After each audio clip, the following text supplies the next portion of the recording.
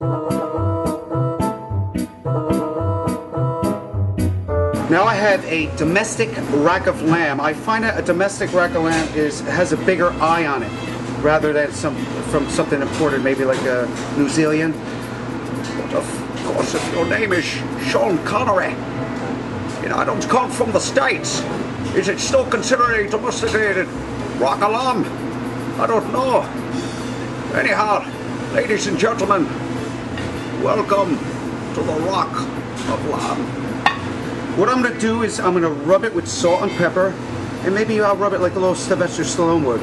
You're going to like rub it a little bit, you know. You're going to rub a little salt, you know, like if you saw your brother last week when I was punching with Apollo, you know, I break these ribs, you know. Absolutely. Yo, Father Kama, you think you're going to help me with this, you know? Absolutely. Put a little salt and pepper. Now, in a restaurant, you'll grill it on a grill, or you can use your barbecue with mesquite chips to give it that nice smoky flavor.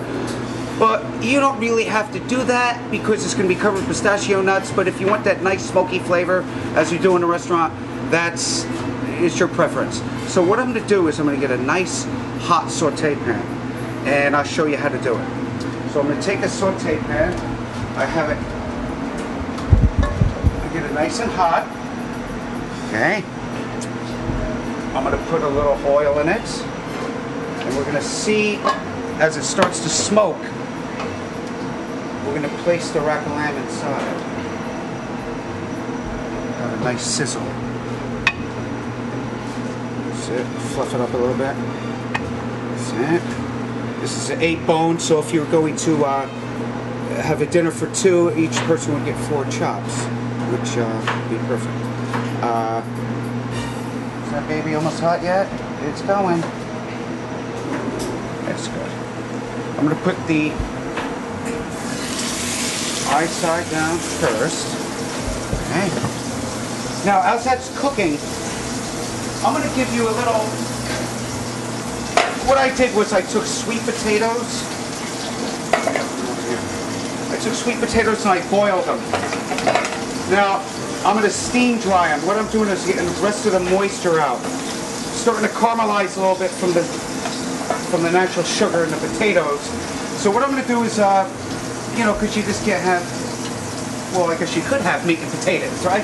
But what I'm going to do, sweet potatoes I think goes nice. Spaghetti squash go nice.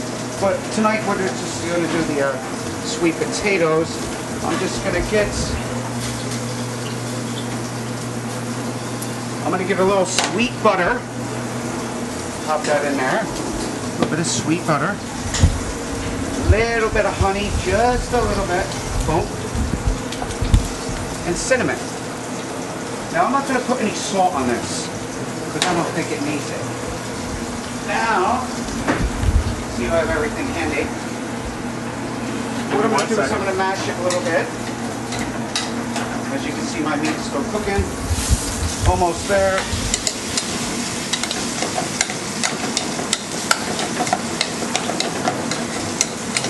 Almost. Very, very simple.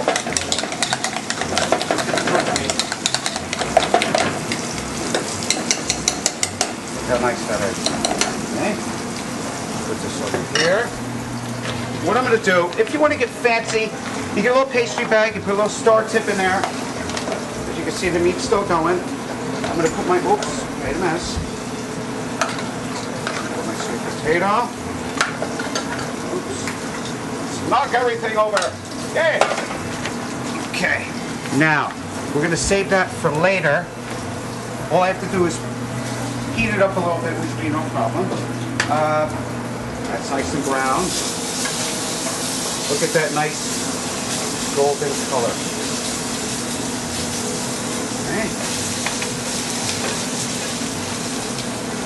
You know what's funny?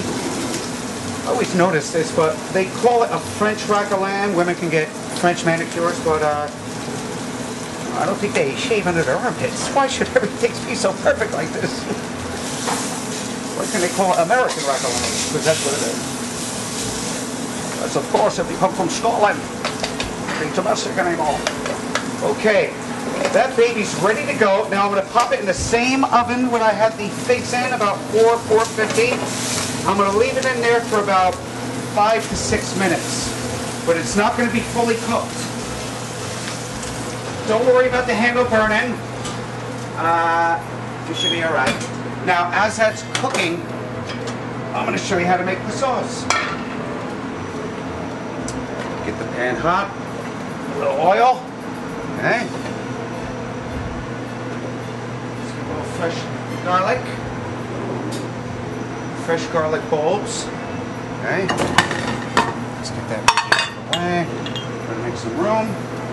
Now I'm going to take that mint that I used before. As you can see, the dinner I prepared for you tonight, I want to use the same basic ingredients, but not have it taste the same. This way you don't have to buy 5,000 items when you go to the store.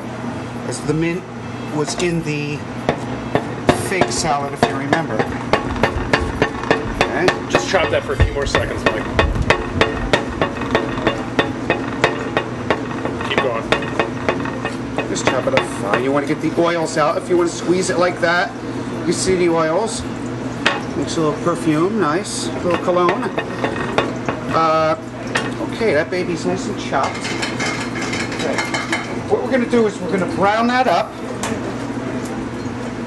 I have a little grease. Use your coffee cup. You know which one you dump your bacon in.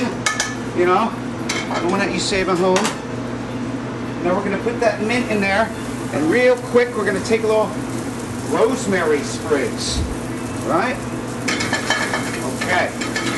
That's going to get nice and brown. Now, in this bottle, I've got myself a little cooking wine. Like Daddy Mama would cook. Oh, absolutely. And actually, I have to show you guys something. You go to a restaurant, and they do the flambe, but you don't want to do that in your house. Because, let me tell you something. If you have a hot fire pan like this, Fire Marshal Bill might just happen to come to your house.